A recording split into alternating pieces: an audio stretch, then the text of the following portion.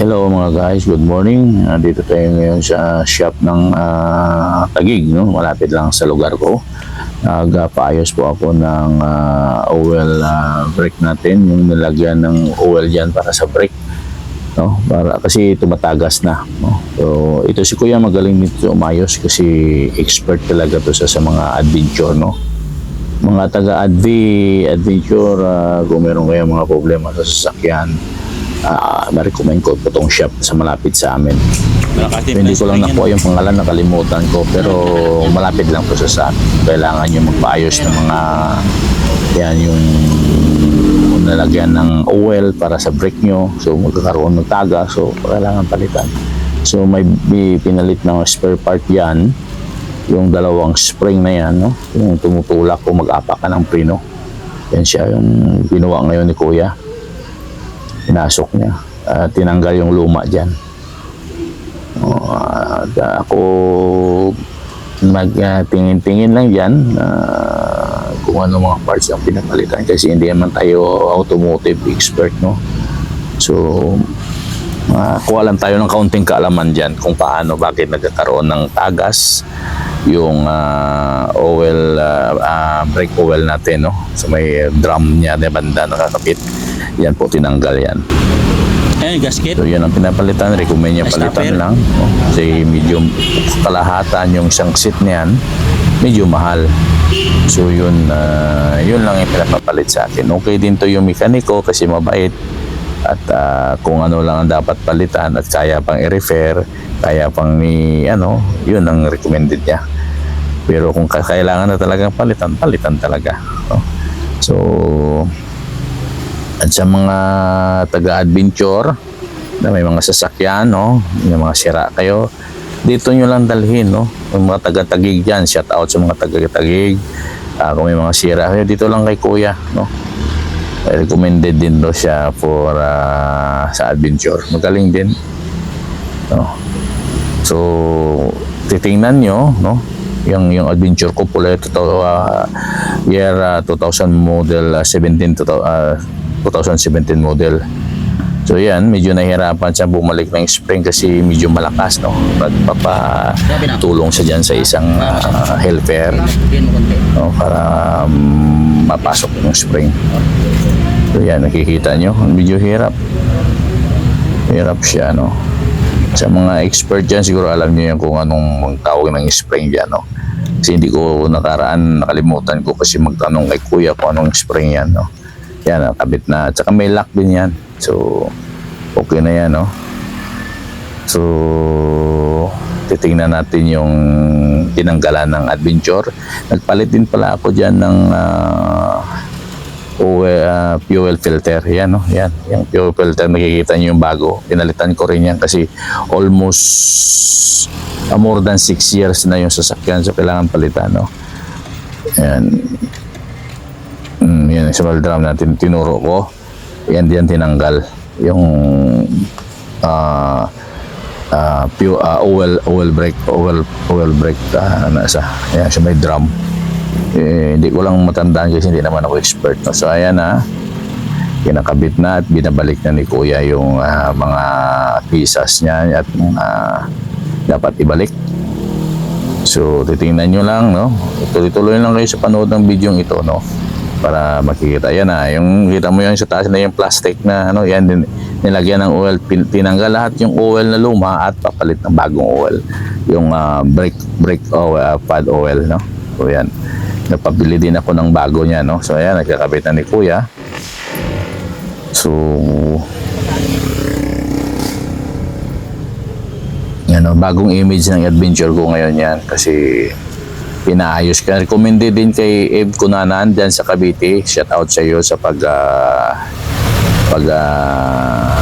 mo ng Armageddon bumper at lift up ng sasakyan ko. Maraming salamat sa inyo ha, maganda tingnan. Recommended din si Abe ko na nandyan sa Cavite, magaling din yan sa mga Matigas. lift up, lahat ng mga accessories na doon sa kanya. Kaya nagbibigay. So kung mayroon kayong gustong ibaguhin sa adventure nyo, doon lang kayo lalapit sa may Talabahan, Bacoor, Cavite. Kay Abe Cunanan. Tawag niya yung circuit. Recommended po yan, galing. Oo. Hydro. Hydro ba? So tingnan nyo, inaayos na ni Kuya yung binabalik niya na yan. Kita nyo?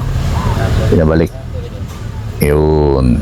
Kasi kita nyo, nagkakaroon na ng molds yung drum, maitim, no? Yung mga pintura na natanggal dahil po sa lumalabas na mga pag-aapak mo ng brake, may lumalabas na oil, no? May lake siya. So dapat yun ang pinalitan ni Kuya sa spring kasi iyon nagkukos ng lake.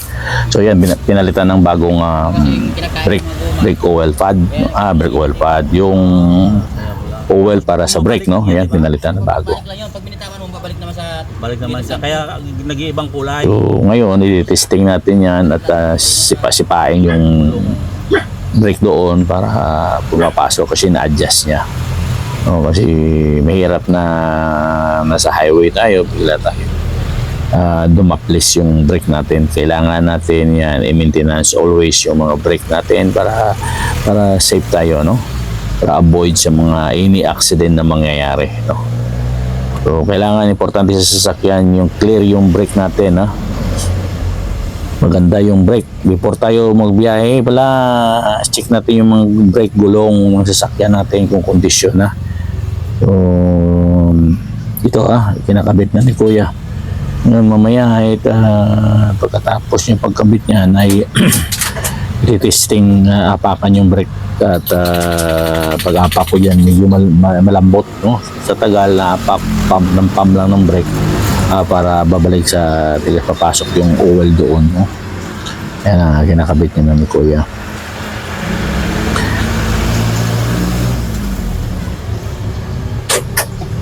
Bago din yung battery ko pinalit yan, no? Kasi talaga itong adventure na to 2017, naka-5 balik na to sa Negros Occidental, no? Hindi ito na karoon ng overheat, no?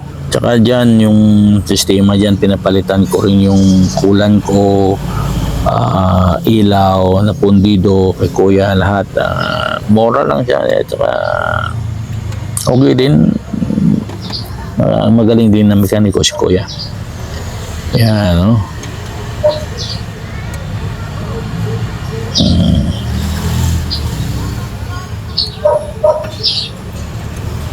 Mga sa taga-tagig na mayroon mga adventure na kailangan yung may mga sira kayo, dito nyo nang dalhin sa may MLQ Street yan, dyan banda sa MLQ Street, no? Andyan yung shop ni Kuya. Okay. Kung gusto nyo din matunton, kontakin nyo lang ako para itutulog kayo dyan. Kasi si Kuya minsan meron na patawag din sa labas, no? Nagsiservice din po yan sa paggagawa. So minsan dapat schedule lang pagpunta dyan para sure ball na nandyan sa kanyang shop. Kasi minsan may service din yan sa malayo, Taytay, so Antipolo, sa kung saang lugar. Yan ang partner niya, yung helper, no? Yan ang ko pinalit ko doon sa oil na luma. So okay na, malapit na, tapos na, no?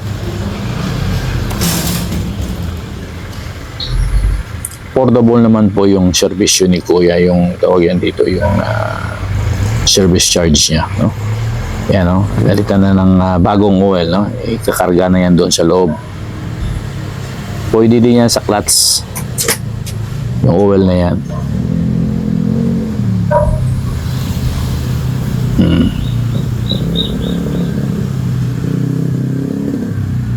Sobra pa yan yung oil kasi malaki yung binili ko.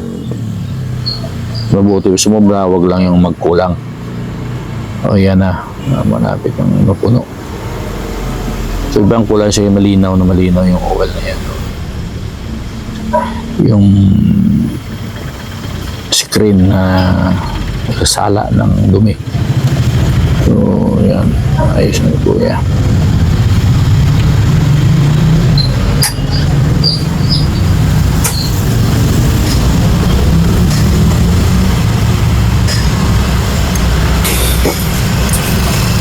mechanic siguro na ano, ang ipapalit ko diyan ay yung ano naman, yung mapudpud na yung gulong.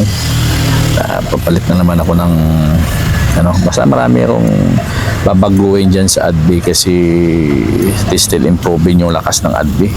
Alagaan mo lang, change oil, lahat ng ano, hindi yan ma-overheat, pati kulan. Huwag mo lang lagyan ng tubig, no, haluan. Kulan lang ilagay nyo dun sa ano niya para hindi sa ma-overheat. Diyan pumapasok yung ano, no? Mahaba rin yung ayusan dyan.